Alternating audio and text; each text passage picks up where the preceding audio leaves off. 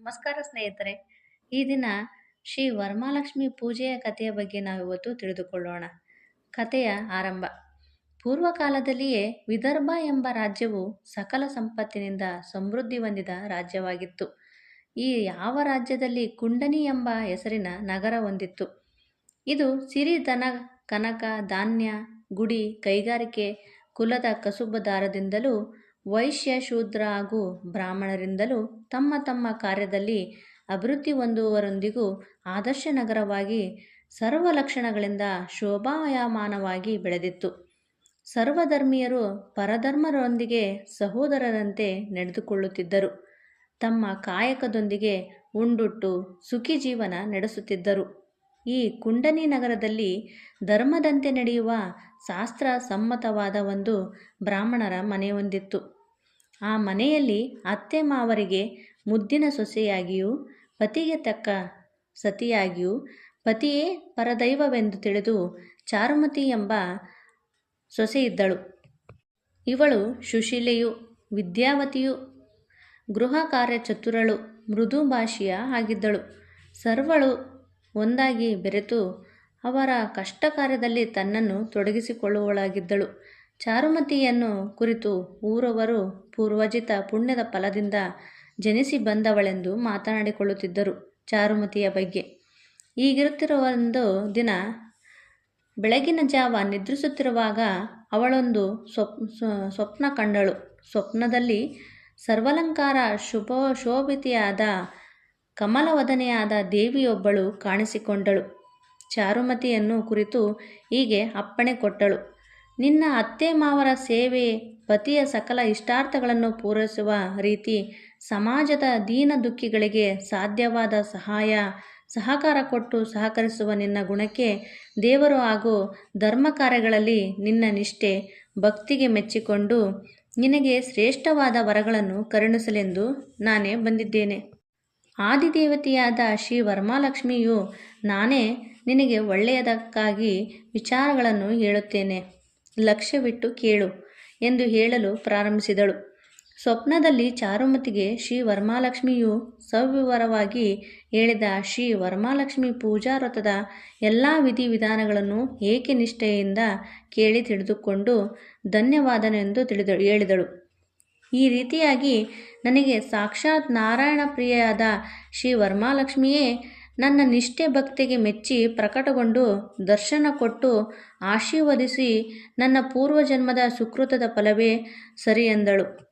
ಬೆಳಗ್ಗಿನ 4ನೇ ಜಾವದ ಸ್ವಪ್ನದಲ್ಲಿ ದೇವಿಯ ದರ್ಶನದಿಂದ ಆನಂದಿತಳಾಗಿ ಚಾರುಮತಿಯು ದೇವಿಯನ್ನು ಅನನ್ಯ ಭಾವದಿಂದ ಪ್ರಾರ್ಥಿಸಿದಳು. ಇವಳ ಪ್ರಾರ್ಥನೆಯಿಂದ ಶ್ರೀ ವರಮಹಾಲಕ್ಷ್ಮಿಯು ಸಂತುಷ್ಟಳಾಗಿ ಚಾರುಮತಿಗೆ ಹಲವಾರು ವರಗಳನ್ನು ದಯಪಾಲಿಸಿ ಅಂತರ್ಧಾನವಾದಳು. ದೇವಿಯಿಂದ ವರ ಪಡೆದ ಚಾರುಮತಿ ಹಿಗ್ಗಿನ ಅಬ್ಬರದಲ್ಲಿ ತಟ್ಟನೆ ಕಣ್ತೆರೆದಳು. ಬೆಳಗಿನ ಸ್ವಪ್ನವು ನಿಜವಾಗುವುದೆಂದು ನಂಬಿದಳು. ಚಾರುಮತಿಯು ಲಘುಬಗೆಯಿಂದ ಹಾಸಿಗೆಯಿಂದೆದ್ದು ಮುಂಜಾವಿನ ಕಾರ್ಯಕ್ರಮ ಮುಗಿಸಿ ತನ್ನ ಅತ್ತೆ ಮಾವಂದಿರನ್ನು, ಪತಿರಾಯರನ್ನು ಹಾಗೂ ತನ್ನೆಲ್ಲ ಬಂಧು ಬಳಗದವರನ್ನು, ಓಣಿಯ ಹಿರಿಕೆರೆಯ ಮುತ್ತೈದರನ್ನು ಕರೆದು ತಂದು ಕೂಡಿಸಿದಳು. ಹಿರಿಯ ಮುತ್ತೈದೆಯವರು ಕಾರಣವೇನೆಂದು ಕೇಳಿದಾಗ ಸ್ವಲ್ಪ ತಾಳಿ, ಎಲ್ಲವನ್ನು ಸವಿಸ್ತರವಾಗಿ ಹೇಳುವೆನೆಂದು ಚಾರುಮತಿಯು ಎಂದಳು. ಎಲ್ಲರೆದುರು ಮುಖಾಮುಖಿಯಾಗಿ ಕುಳಿತು ಚಾರುಮತಿಯು ಅಂದೇ ಬೆಳಗಿನ ಜಾವ ಸ್ವಪ್ನದಲ್ಲಿ ತಾನು ಕಂಡ ದೃಷ್ಟಾಂತವನ್ನು ಸ್ವಲ್ಪವೂ ಕುಂದಾಗದಂತೆ ಇದ್ದುದು ಇದ್ದಂತೆ ಎಲ್ಲವನ್ನು ಸವಿಸ್ತರವಾಗಿ ಹೇಳಿ ಮುಗಿಸಿದಳು. ಅತ್ತೆ ಮಾವಂದಿರು, ಪತಿರಾಯ, ಬಂಧು ಬಳಗದವರು ಹಾಗೂ ಓಣಿಯ ಕಿರಿಯ ಹಾಗೂ ಹಿರಿಯ ಮುತ್ತೈದೆಯರು ಇದೊಂದು ಶುಭದ ಸೂಚನೆ ಎಂದರು. ನಿನಗೆ ಸ್ವಪ್ನದಲ್ಲಿ ಕಾಣಿಸಿಕೊಂಡು ಹೇಳಿದ ಶ್ರೀ ವರಮಹಾಲಕ್ಷ್ಮಿ ವಾಣಿಯಂತೆ ನಿನ್ನೊಂದಿಗೆ ಈ ವ್ರತವನ್ನು ನಾವು ಆಚರಿಸುತ್ತೇವೆ ಎಂದರು.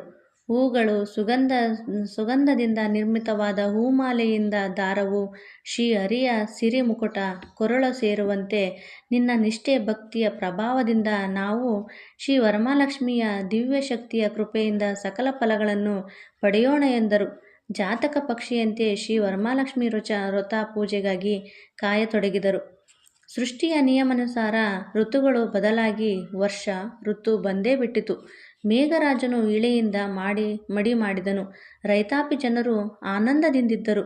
ಆಗ ಶ್ರಾವಣ ಮಾಸ ಪ್ರಾರಂಭವಾಗಿ ಶುಕ್ಲ ಪಕ್ಷದ ನಾರಳಿ ಪೌರ್ಣಿ ಎಂಬ ಸಮೀಪದ ಶುಭ ಶುಕ್ರವಾರ ಬಂದೇ ಬಿಟ್ಟಿತು. ಎಲ್ಲ ಹಿರಿಕಿರಿಯ ಸುಮಂಗಲಿಯರು ಹರ್ಷಚಿತ್ತರಾಗಿ ಮಂಗಲಯುಕ್ತನಾದ ತಲೆಸ್ನಾನ ಮಾಡಿ ಅಂದ ಚಂದದ ಮಡಿ ಬಟ್ಟೆಯನ್ನು ಉಟ್ಟುಕೊಂಡರು. ಆಭರಣ, ಅರಿಶಿಣ, ಕುಂಕುಮ, ಹೂಗಳನ್ನು ಮುಡಿಗೇರಿಸಿಕೊಂಡರು. ಹೊಸದಾಗಿ ತಂದ ಕುಂಭ ಅಥವಾ ದೊಡ್ಡ ತಂಬಿಗೆಯಲ್ಲಿ ಜಲವನ್ನು ತುಂಬಿಟ್ಟರು. ಕುಂಭದಲ್ಲಿ ಮುತ್ತು, ರತ್ನ, ಬಂಗಾರ, ನಾಣ್ಯ, ಗಂಧ, ಕುಂಕುಮ, ಭಸ್ಮ ಹಾಕಿದರು. ಕುಂಭದ ಬಾಯಿಗೆ ಪಂಚವಲ್ಲವ 5 ಎಲೆಗಳನ್ನು ಮೇಲ್ಮುಖವಾಗಿಟ್ಟು ಅದರ ಮೇಲೆ ಸುಲಿಯದೇ ಇರುವ ತೆಂಗಿನಕಾಯಿಯನ್ನು ಇಟ್ಟರು. ನಂತರ ಸಕಲ ಭರಣಗಳಿಂದಲೂ ಗೆಜ್ಜೆ ಸರ, ಕೊಕ್ಕಬತ್ತಿ, ವಿವಿಧ ಹೂಗಳ ಸರಗಳಿಂದಲೂ ಪ್ರತಿ ಪುಷ್ಪಗಳಿಂದಲೂ ಅಲಂಕಾರ ಮಾಡಿದರು. ಎಡಬಲಗಳಲ್ಲಿ ತುಪ್ಪದ ದೀಪ ಹಚ್ಚಿಟ್ಟರು. 2 ಎಲೆಗಳಲ್ಲಿ ಅರಿಶಿಣ ನೀರಿನಲ್ಲಿ ಅದ್ದಿದ 9 ಎಲೆಗಳ ದಾರವನ್ನು ಇಟ್ಟರು. ಬ್ರಾಹ್ಮಣರಿಗೆ ದಾನ ಕೊಡಬೇಕಾದ ವಾಯನ ಅಂದರೆ ವಾಯನದಲ್ಲಿ ಹೊಸ ಮರವನ್ನು ತೊಳೆದು ಅದರಲ್ಲಿ ಅಕ್ಕಿ, ಬೆಲ್ಲ, ತೆಂಗಿನಕಾಯಿ ಹಾಗೂ ಶಕ್ತಾನುಸಾರವಾಗಿ ತಾಂಬೂಲದೊಂದಿಗೆ ದಕ್ಷಿಣೆ ಇವುಗಳನ್ನು ಒಂದು ಪತ್ರಾವಳಿಯಿಂದ ಮುಚ್ಚಿದ ಇವನ್ನು ಸಿದ್ಧಪಡಿಸಿಕೊಂಡರು. ಪೂಜಿಸಿದ ನವಸ್ತೋತ್ರವನ್ನು ಒಬ್ಬರಿಂದೊಬ್ಬರು ಬಲಗೈ ರಟ್ಟಿಯಲ್ಲಿ ಕಟ್ಟಿಕೊಂಡರು. ಶ್ರೀ ವರಮಹಾಲಕ್ಷ್ಮಿ ಹೇಳಿದಂತೆ ಅರ್ಘ್ಯ, ಪಾದ್ಯ, ಅಚಮನ, ಪಂಚಾಮೃತಾದಿ ಮೊದಲುಗೊಂಡು ಸಕಲ ಅಲಂಕಾರಗಳಿಂದ ಶ್ರೀ ವರಮಹಾಲಕ್ಷ್ಮಿಯನ್ನು ಪೂಜಿಸಿದ ಮಂಗಳಾರತಿಯನ್ನು ಮಾಡಿ ಹಾಡಿ ಪಾಡಿದರು. ಎಲ್ಲ ಸ್ತ್ರೀಯರು ಭಕ್ತಿಯಿಂದ ಉಡಿಯನ್ನು ತುಂಬಿಸಿಕೊಂಡರು. ಎಲ್ಲ ಸುಮಂಗಲಿಯರು ಕರಜೋಡಿಸಿ ಶಿರಬಾಗಿ, ಏ ದೇವಿ ಪದ್ಮಾಸನೆ, ಪದ್ಯನಯನ, ಕರಗಳಲ್ಲಿ ಪದ್ಮ ಹಿಡಿದವಳೆ, ಪದ್ಮ ಮೈಕಾಂತಿ ಉಳ್ಳ ನಗುಮೊಗದ ಪ್ರೀತಿ ವಾತ್ಸಲ್ಯಭರಿತ ಕರುಣಾಮಯಿಯಾದ ಏ ವರಮಹಾಲಕ್ಷ್ಮಿ, ಕೃಪೆದೋರು ನಮ್ಮ ಬಯಕೆ ಇಷ್ಟಾರ್ಥಗಳನ್ನು ಈಡೇರಿಸು ತಾಯಿಯೇ ಎಂದು ಎಲ್ಲರೂ ಮನಸ್ಫೂರ್ತಿಯಾಗಿ ಬೇಡಿಕೊಂಡರು. ಮದುವೆಯಾದ ಬ್ರಾಹ್ಮಣರಿಗೆ ವಾಯನ ದಾನ ಮಾಡಿದರು. ಶ್ರೀ ವರಮಹಾಲಕ್ಷ್ಮಿ ಸಾನ್ನಿಧ್ಯದಲ್ಲಿಯೇ ಎಲ್ಲರೂ ನಗುಮೊಗದವರಾಗಿ ಸಂತೋಷದಿಂದ ಹೊಟ್ಟೆ ತುಂಬ ಊಟ ಮಾಡಿ ತಾಂಬೂಲ ತಿನ್ನುತ್ತಾ ಚಾರುಮತಿಯ ಹೇಳಿದ ಶ್ರೀ ವರಮಹಾಲಕ್ಷ್ಮಿ ದೇವಿಯ ಕಥೆಯನ್ನು ಚಿತ್ತವಿಟ್ಟು ಕೇಳಿದರು. ಚಾರುಮತಿಯು ಪುಣ್ಯದ ಪ್ರಭಾವದಿಂದ ಇಂದು ನಾವು ಶ್ರೀ ವರಮಹಾಲಕ್ಷ್ಮಿ ಪೂಜಾ ವ್ರತದಿಂದ ಸರ್ವ ಕಾಮನೆಗಳನ್ನು ಹೊಂದುವರಾಗಿದ್ದೇವೆ ಎಂದರು. ಇದಕ್ಕೆಲ್ಲ ಕಾರಣಕರ್ತೆ ಚಾರುಮತಿಯು ಎಂದು ಹೇಳಿದರು. ಚಾರುಮತಿಯಿಂದ ಶ್ರೀ ವರಮಹಾಲಕ್ಷ್ಮಿ ಪೂಜಾ ವ್ರತವು ಭೂಲೋಕದಲ್ಲೆಲ್ಲ ಹರಡಲಿ.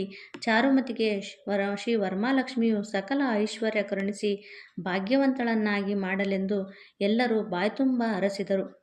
ಶ್ರೀ ವರಮಹಾಲಕ್ಷ್ಮಿ ದೇವಿ ಕೃಪೆಗೆ ಪಾತ್ರರಾದ ಶ್ರೀ ವರಮಹಾಲಕ್ಷ್ಮಿ ಪೂಜೆಯಲ್ಲಿ ಪಾಲ್ಗೊಂಡ ಎಲ್ಲ ಕುಟುಂಬದವರು ಸಕಲ ಐಶ್ವರ್ಯ ಸಂಪತ್ತಿನಿಂದ ಒಡಗೂಡಿದವರಾಗಿ ದೀನ ದಲಿತರಿಗೆ, ಸ್ವಪ್ನತಿಕ ಬ್ರಾಹ್ಮಣರಿಗೆ ಶಕ್ತಾನುಸಾರ ಅನ್ನ, ವಸ್ತ್ರ, ದಾನ, ಧನ ಮಾಡುತ್ತಾ ಪ್ರತಿ ವರ್ಷ ಶ್ರಾವಣ ಮಾಸದ ಶುಕ್ಲ ಪಕ್ಷದಲ್ಲಿ ಹುಣ್ಣಿಮೆಯ ಸಮೀಪ ಬರುವ ಶುಭ ಶುಕ್ರವಾರ ಭಯಭಕ್ತಿಯಿಂದ ಮನೆಯವರೆಲ್ಲರೂ ಕೂಡಿ ಶ್ರೀ ವರಮಹಾಲಕ್ಷ್ಮಿ ಪೂಜಾ ವ್ರತವನ್ನು ಮಾಡುತ್ತಾ ಬಹುಕಾಲ ಸುಖವಾಗಿ ಬದುಕಿದ್ದರು.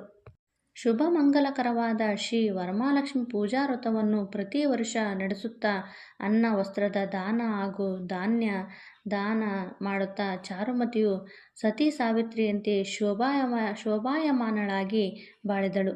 ಚಾರುಮತಿಯಿಂದ ಪ್ರಾರಂಭವಾದ ಶ್ರೀ ವರಮಹಾಲಕ್ಷ್ಮಿ ಪೂಜಾ ವ್ರತವು ಭೂಲೋಕದಲ್ಲಿ ಇಂದಿನವರೆಗೂ ಶುಭ ಪೂಜೆಯಾಗಿ, ಸಂಪತ್ತಿನ ಸಿರಿಯಾಗಿ, ಸಮೃದ್ಧಿಯ ತೊರೆಯಾಗಿ ಈ ಧರೆಯಲ್ಲಿ ಪ್ರಸಿದ್ಧಿ ಪಡೆಯಿತು.